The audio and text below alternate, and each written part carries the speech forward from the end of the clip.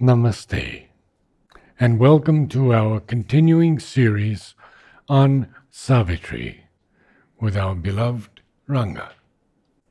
We are on page 5, The Symbol Dawn, Book 1, Book of Beginnings.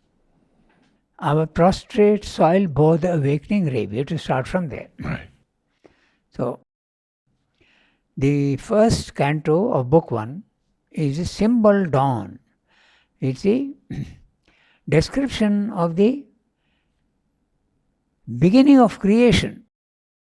So, it starts first with the inconscience, there is nothing, and from there the whole creation starts. Okay? He is not talking of the involution, he is talking of the evolution from the bottom. Oh, that's interesting. That's interesting. Yeah. Because he's talking about the impassive skies are neutral, That's empty, right. still. Yeah. So nothing from the top. Yes. Interesting. So he is talking of the creation. He is not talking of the involution. He is talking of the creation. Why? Because if he is speaking of dawn, the beginning of dawn is darkness, Yes. the night. So he begins with the inconscient. And then out of the inconscient is slowly trying to emerge the light which has come in. But it's a big struggle. As you can see, we have come to already 5 pages, and yet he is going on describing how there is an attempt to awake the dead inconscience, but it is refusing. And even if a little bit comes, again it dies out, the effort. So this is throughout, it goes on like that. And so many descriptions and so many images that it's very difficult for this higher light to come in. He is also vague about, he is purposely keeping it very general as to what is this thing trying to wake it up. He uses all sorts of words. He says, awakening ray, okay? Then the divine afflatus, okay? Marvelous birth to come, God light, okay? So, a spark of deity, okay? The single call, the uncompanioned power. He is keeping it purposely vague because it's not yet very clear what is urging it to come up. In one word, it's a divine. But the divine has so many aspects. That's why he is keeping it a little vague. Because it is not yet clear what is going to come out. First comes out life, then mind. So, that's a description throughout in great detail. So today we will continue with that until finally the symbol dawn becomes the dawn of the day when Satyavan has to die. So that is from the general symbolic dawn, it comes to the present day when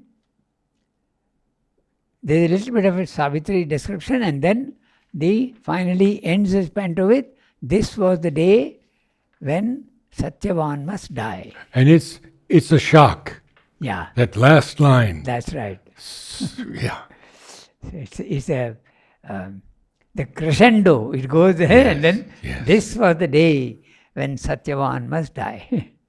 And then the next canto is, what is this poem all about? Okay, am I talking about a camel, or am I talking about philosophy, or am I talking about science, or what am I talking about? The issue. What is the issue? What is this whole poem about? So that's the next canto. So today we'll read and we'll stop at the last line. And Savitri, there's a break there. And the next section begins with, and Savitri too awoke among these tribes. We'll read up to there.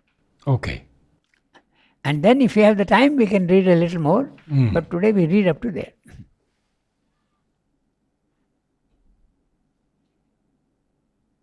Here too, the vision and prophetic gleam, lit into miracles, common, meaningless shapes.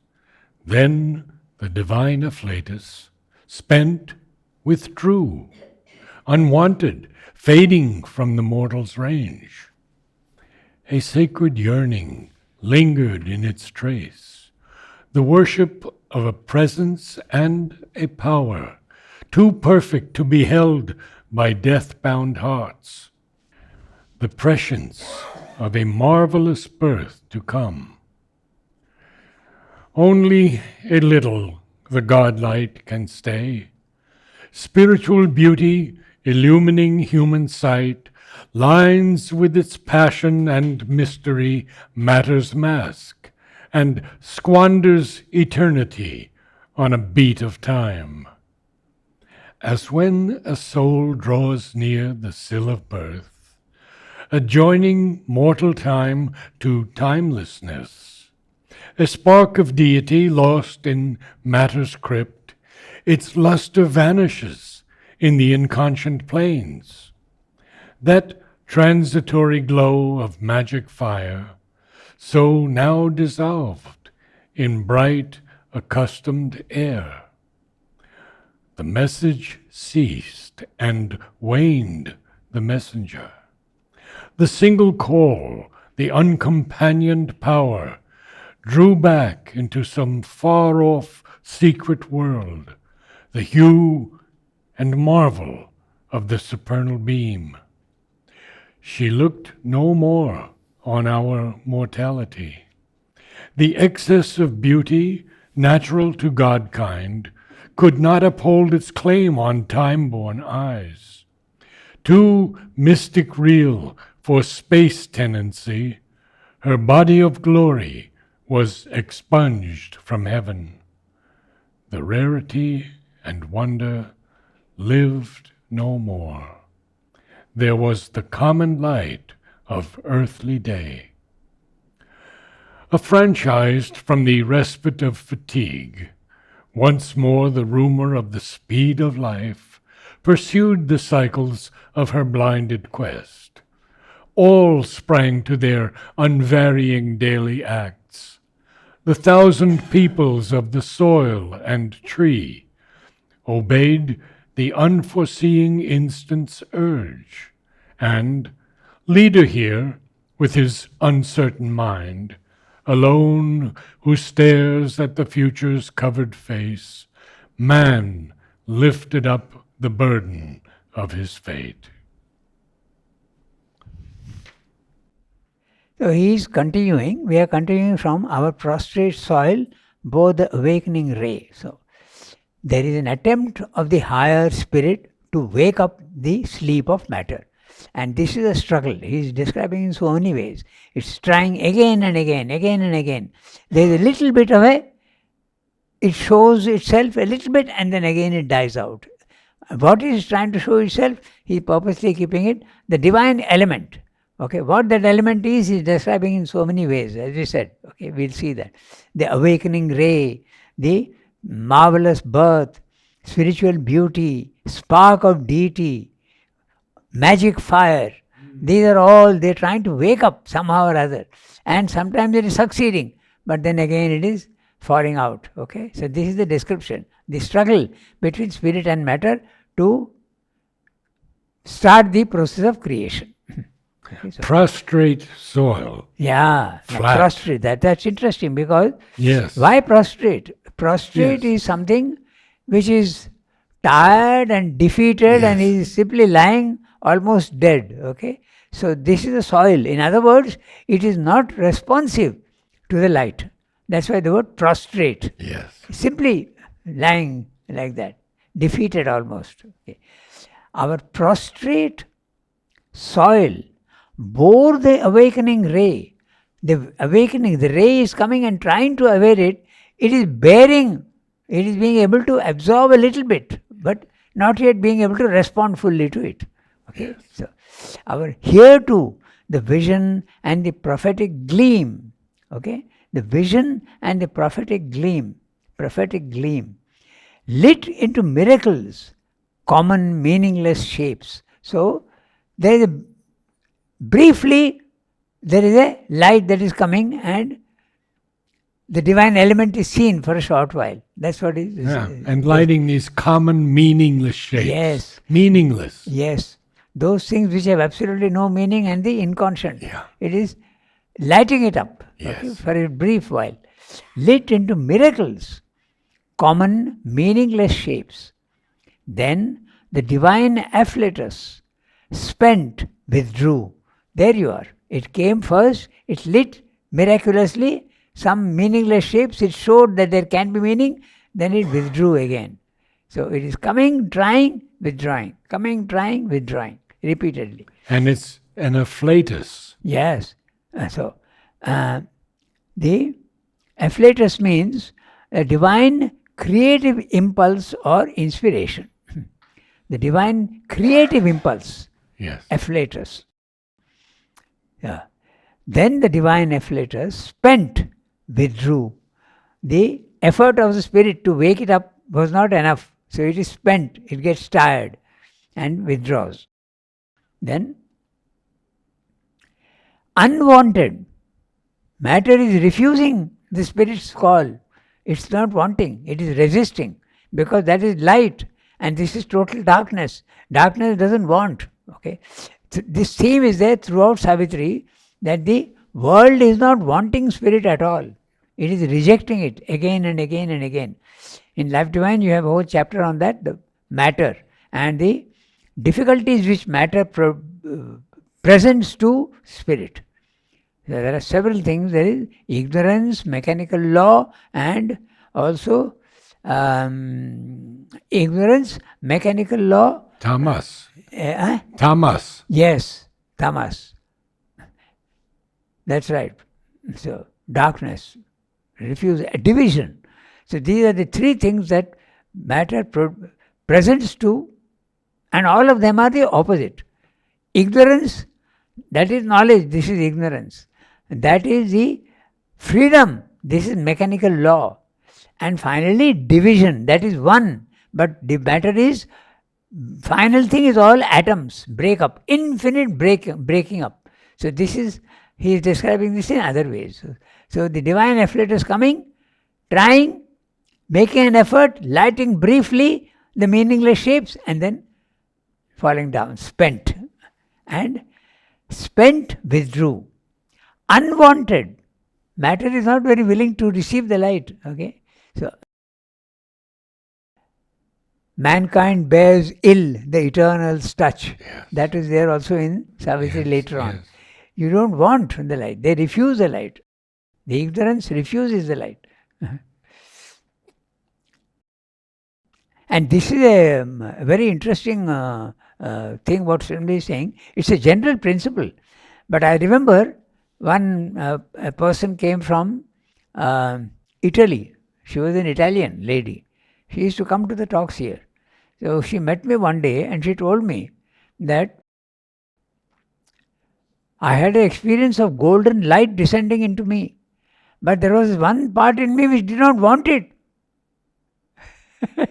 So, a practical case actually. So, that's exactly what Srimad is saying. Unwanted. Even when the divine, part of you may want it, but part of you at the lower end doesn't want. It wants to remain in its comfort zone. It doesn't want to shift. So, that's it. Unwanted. Fading from the mortal's range.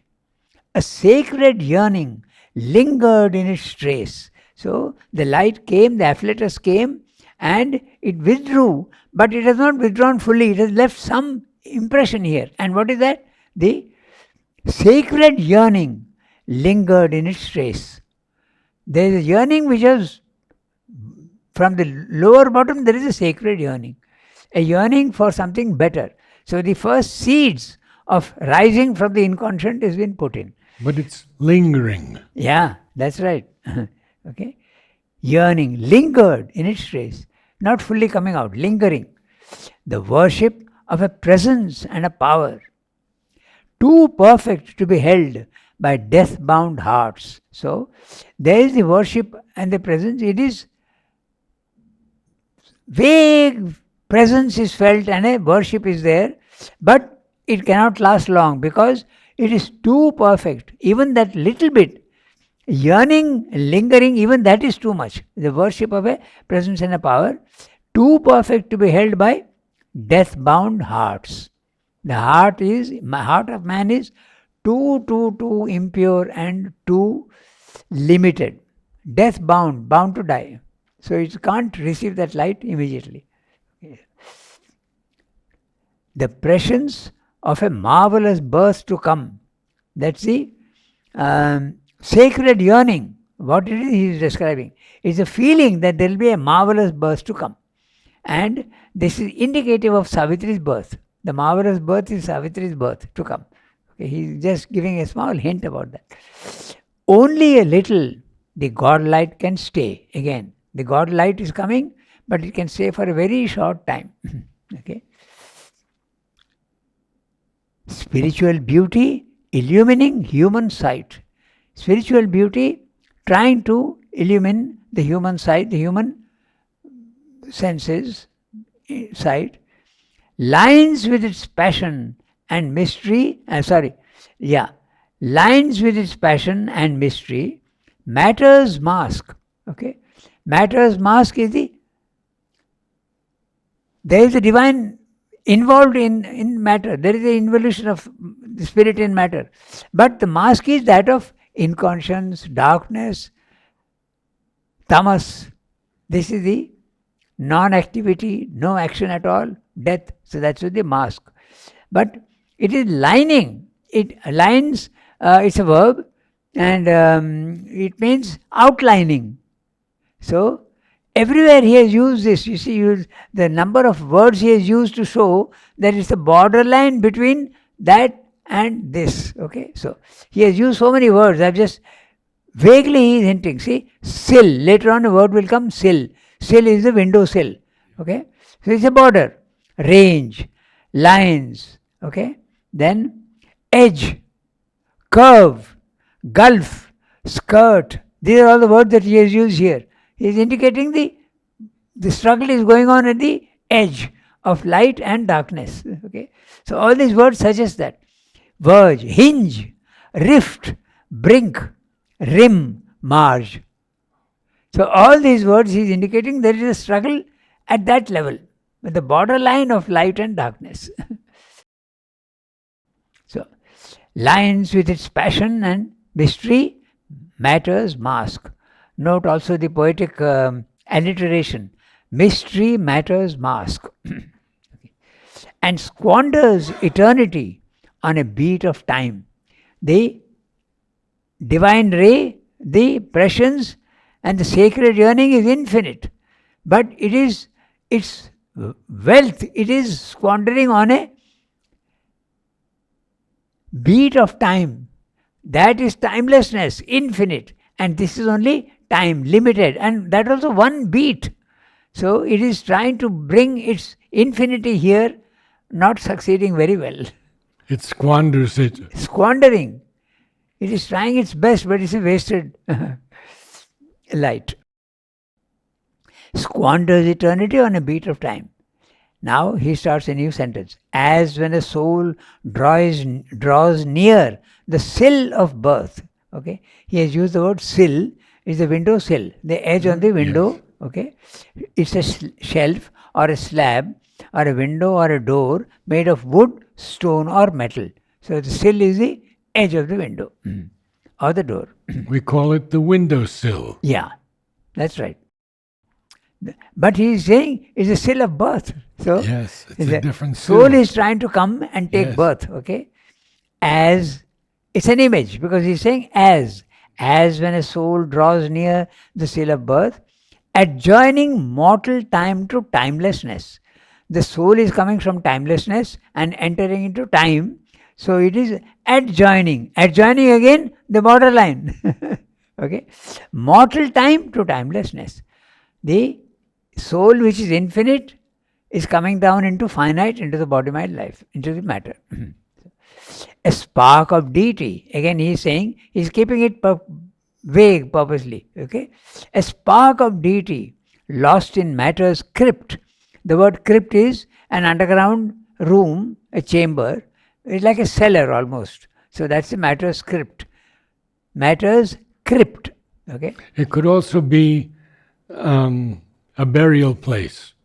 Sometimes, yeah. Sometimes a crypt. Yeah. So this crypt of matter is so dark. It's mostly found in churches and all that. Yes, they have this crypt. Yes. Okay, so its luster vanishes in the inconscient planes. There you are. A spark of duty has come, And that also is not a full deity. It's a spark of deity, a divine spark, but its luster vanishes in the inconscient planes. Again the same thing, the struggle between the two. Okay. That transitory glow of magic fire. Now this is a very interesting line.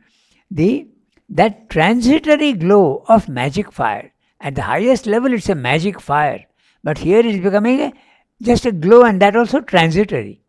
Now this is very reminiscent of some lines from the Upanishads. And it's beautiful poetry in the Upanishads, and it was Nollida's favorite lines. So I'll just read out those lines and from those. The image is there in heaven at the highest level. There is no sun, there is no moon, there are no stars, there is not even lightning, let alone fire, ordinary fire. All these things are not there.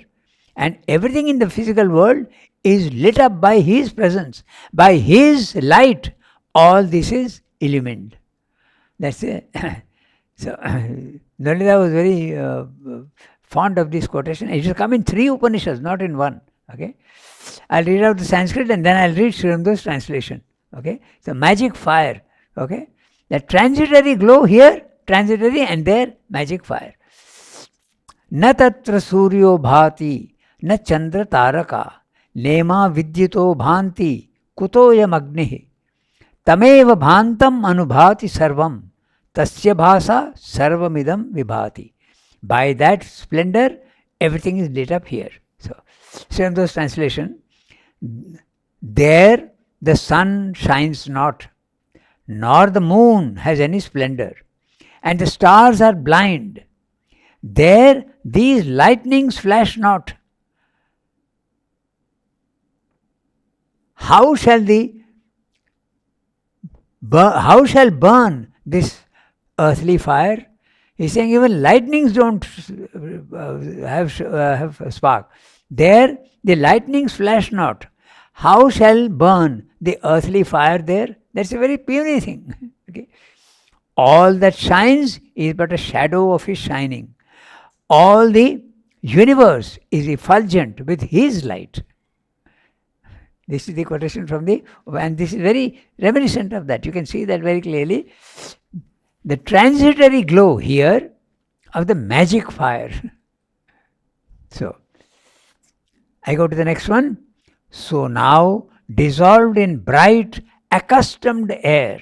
So, he is using the word accustomed in the sense of ordinary. Very, very, you are accustomed to it. It's nothing extraordinary. So, there he has spoken about the marvelous, okay, and here he is speaking about the marvelous birth, and here accustomed air.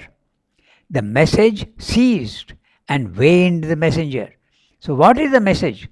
The spirit trying to enter and awake the inconscience. But the message ceased. Okay? The effort ceased and the messenger waned. Who is the messenger? Again, the marvelous birth, the God light, okay, spiritual beauty. Okay? As when a soul draws near, it's poetry. So the suggestion of the spirit coming and trying to wake up matter, making some effort and some result and disappearing. The awakening ray. Yes. Even the awakening ray it gets lost. Huh? That's what he's saying. Okay. The message ceased and waned the messenger. The single call, the uncompanioned power, only power, uncompanioned, okay, drew back into some far-off secret world the hue and marvel of the supernal beam. Beam, light. Okay, so it came but drew back into some far secret world. It's trying to wake, but it is going back again and again. The hue and marvel of a supernal beam. She looked no more on our mortality. Now, you have to go back and see what is this she. Certainly he is saying she. The truth, the divine afflatus, okay, the presence and power, the God light, spiritual beauty, all this is represented by the she trying to wake up. Okay. Okay. She looked no more on our mortality. The excess of beauty natural to God kind could not could not uphold its claim on time-born eyes. So, excess of beauty natural to God kind could not uphold its claim here on time-born eyes. Time-born eyes here. Okay, there the excess of beauty. He has used also the word squandering there. Okay, too much of light is being. So, excess of beauty cannot come here into this world where there is only time, the time-born eyes, mortal eyes. Too mystic real for space tenancy. Look at the imagery. Tenant. Who is the tenant? One who rents an apartment. So the light is trying to come and stay here, okay, but it is unable to do that. Okay, so space tenancy. The word space means the physical world, because up there is no time, no space. Here there is time and space. So it is trying to come and occupy this place. But too mystic real. It's unable to come and rent this place to stay here. Okay, that's the image he's using. Space tenancy. Her body of glory was expunged from heaven. Okay, the rarity and wonder lived no more. There was the common light of earthly day. So here he is using the words common light of earthly day. Earlier he has said the accustomed air, dissolved in bright accustomed air. Okay, so constantly he is comparing the two and giving the contrast between the two, the higher and the lower. So I have a question. Yeah. Why was her body of glory expunged from heaven? Expunged means removed, destroyed. Yeah. So it is trying to come in here but not succeeding. That's what is meaning, I think.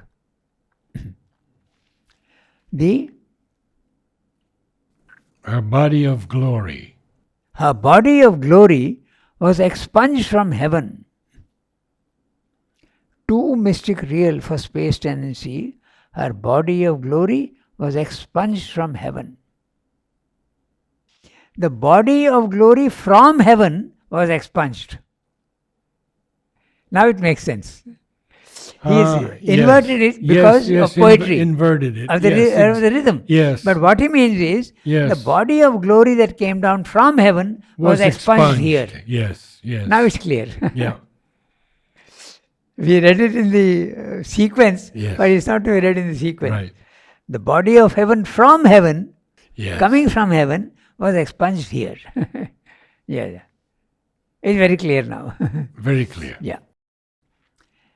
The rarity and wonder lived no more. That which came down here from heaven, the glory, lived no more. It died. There was the common light of earthly day. That light which came, that spark of deity, all those things came dying out here, not being able to survive. Affranchised from the respite of fatigue, once more the rumour of the speed of light pursued the cycles of her blinded quest. Now, this is interesting. Okay, he is very clearly telling the effort being done. Affranchised. So, what does it mean? Freed. Freed from what? The fatigue. The respite of fatigue. The respite is a short period of rest. Okay, so it is coming and it is exhausted, it is squandered and it is fading.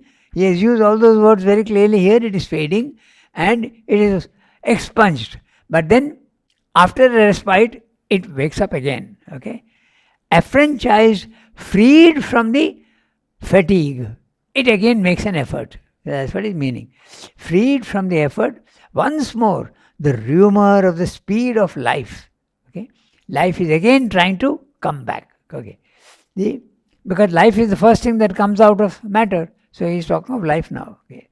So, pursued the cycles of her blinded quest. So, what is the quest? The effort to wake the inconscience. And it is blinded and it is cyclical. It is trying, failing, trying, failing, trying, failing. Throughout all the passages, you can see that. So, these cycles of blinded quest, it's a searching, but the search is not very successful. It is blind. It is not succeeding very well. All sprang to their unwearying daily acts, the 1,000 peoples of the soil and tree. So the 1,000 peoples of the soil and tree, of the soil, the animals, and tree, the birds. He is talking of that, okay? The peoples of the soil and tree. So, obeyed the unforeseeing instant's urge. Unforeseeing instant's urge. Whatever is the instinct, what they are made to do, they are doing without freedom. That's what is meaning. Animals and birds and all doing mechanically their life. Okay, so that's what is meant. And leader here, with his uncertain mind, alone who stares at the future's covered face, man lifted up the burden of his fate. So, leader is man, because Manomaya Purusha Prana Sharira Neta. That's the man is the leader of the evolution up to this point. So that's what it means. But he has an uncertain mind. Yeah, that's right. See? And leader here, with his uncertain mind, alone who stares at the future's covered face. So man is the only one who can try to see something of the future, can imagine something better than what it is. The animal has no idea of perfection, but man can have an idea, a vague idea of perfection. He can aspire for that. That's what is hinted at here. Alone, not the birds and the beasts. That's what is meaning. Okay? Alone who stares at the future's covered face. The future, some vaguely he can, but it is covered. He doesn't know what is going to happen. He doesn't know what the evolution will be. Okay? Man lifted up the burden of his fate. He has a fate, but that burden is a burden. So that finishes this one. Now he has finished dealing with the symbol dawn. And now the present dawn of today, when Satyavan has to die. That starts the next section. I'll read to the end of the page. And Savitri too awoke among these tribes that hastened to join the brilliant summoner's chant, and, lured by the beauty of the apparent ways, acclaimed their portion of ephemeral joy. Akin to the eternity whence she came, no part she took in this small happiness. A mighty stranger in the human field, the embodied guest within made no response. The call that wakes the leap of human mind, its checkered eager motion of pursuit, its fluttering hued illusion of desire, visited her heart like a sweet alien note. Time's message of brief light was not for her. In her there was the anguish of the gods, imprisoned in our transient human mold, the deathless, conquered by the death of things. A vaster nature's joy had once been hers, but long could keep not its gold heavenly hue, or stand upon this brittle earthly base. A narrow movement on time's deep abysm, life's fragile littleness denied the power, the proud and conscious wideness, and the bliss she had brought with her into the human form, the calm delight that weds one soul to all, the key to the flaming doors of ecstasy.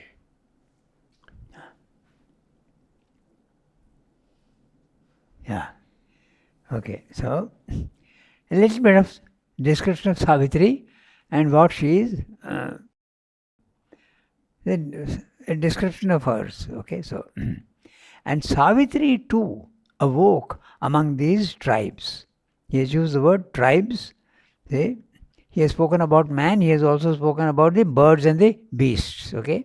The 1,000 peoples of the soil and tree. That's very obvious.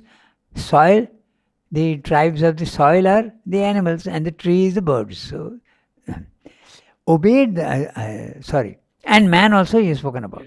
So, Savitri too awoke among these tribes. Now he has come from the symbol dawn to the normal dawn. Okay? So, this is the day when this is the description. And Savitri too awoke among those tribes that hastened to join the brilliant summoner's chant. Who is the brilliant summoner? The sun and the dawn. Because the summoning, waking up. Okay? Who is the summoner? The one who calls to you and wakes you up. So it's the dawn. He is talking about the dawn. Okay? Brilliant chant. Okay?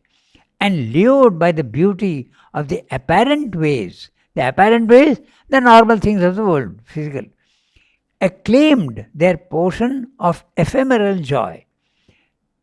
Light is coming, life is coming up because the sun has come up and life starts, but the joys are small, ephemeral, they are not much. Okay, so akin to the eternity whence she came, no part she took in this small happiness.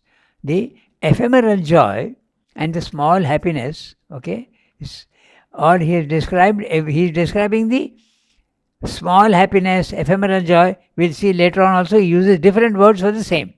She is not interested in what is happening here because she knows that Satyavan has to die. That's the suggestion. No part she took in this small happiness. By the way, akin to the eternity whence she came. So she is in a condition where she is almost before birth what she was. So that is what he. In other words, she is indrawn into her own soul. That's what is meant. And I think awoke here is not just awaking, but becoming. That's right. Akin to the eternity whence she came. Yes. Related to that. It is something similar. She is almost like what she was before she came down here. That means she is indrawn. That's what is meaning. Yes. So, akin to the eternity when she came, no part she took in this small happiness. She is not identified with the physical world.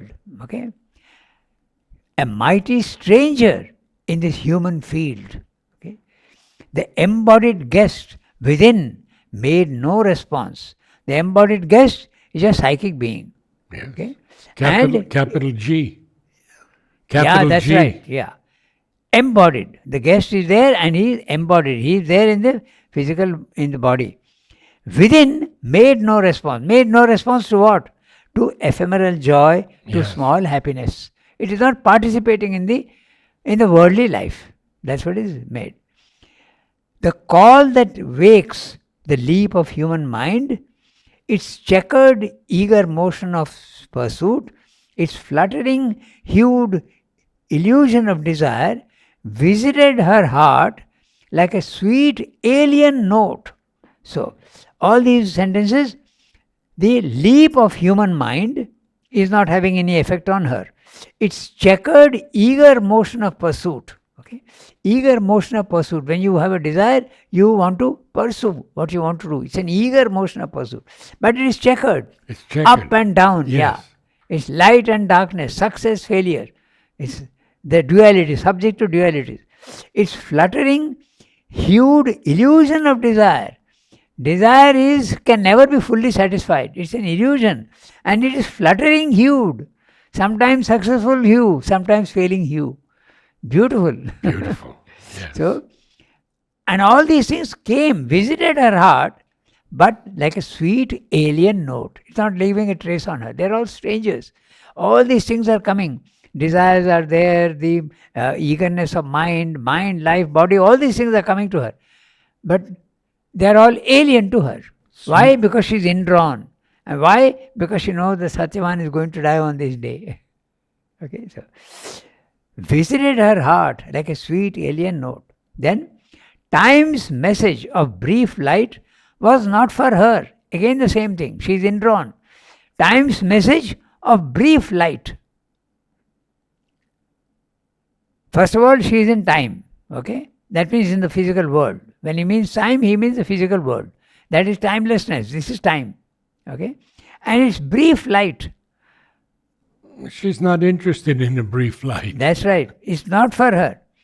In her, there was the anguish of the gods.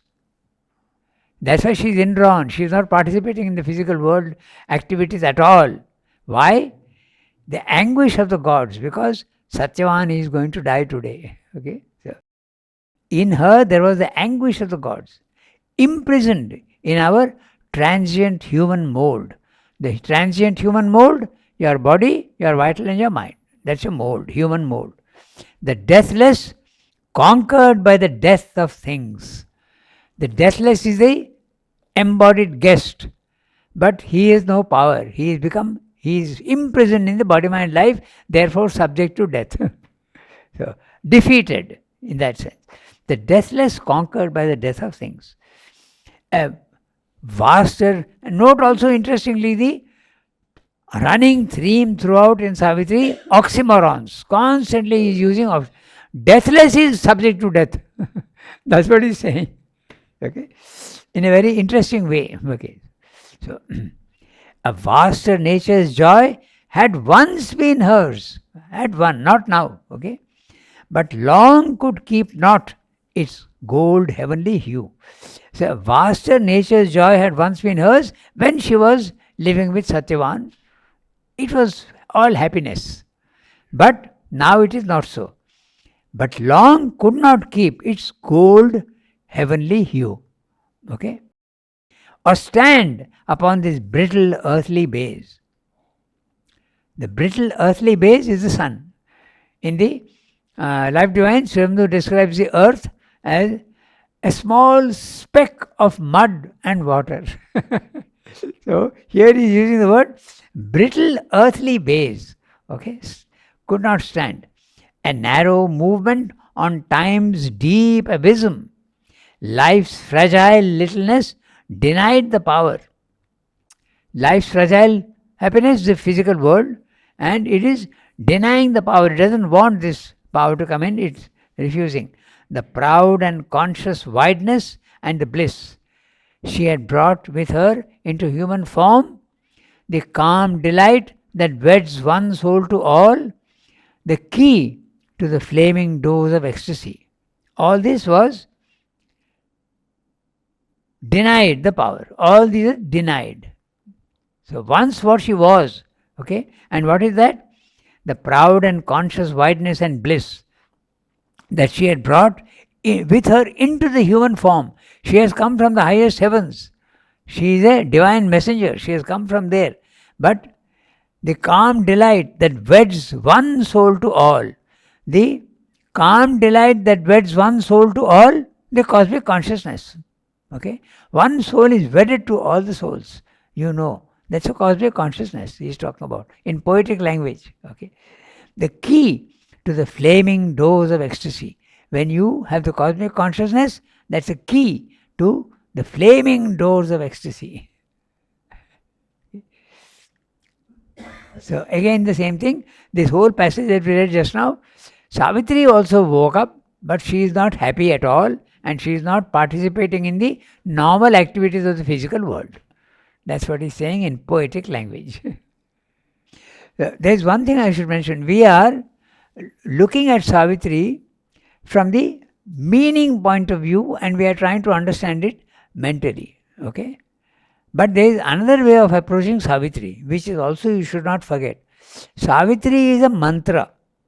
Its sound has a power. So, without trying to understand, that's another way of reading Savitri. Without trying to understand what is being said, just concentrate, make your mind as calm as possible, and read it aloud.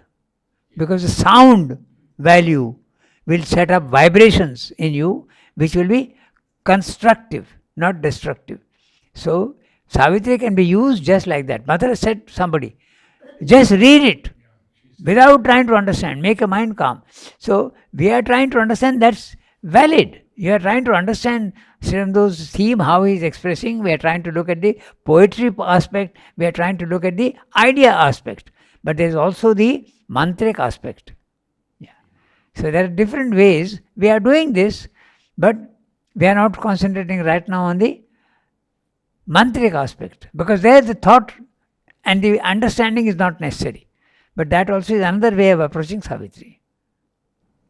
It was Udar who said that Mother said to him, Savitri is a mantra for the transformation of the world. Yes, that's right. There are A people who mantra. say Sri Aurobindo's magnum opus is Life Divine. But I would say that Savitri is first. I would agree.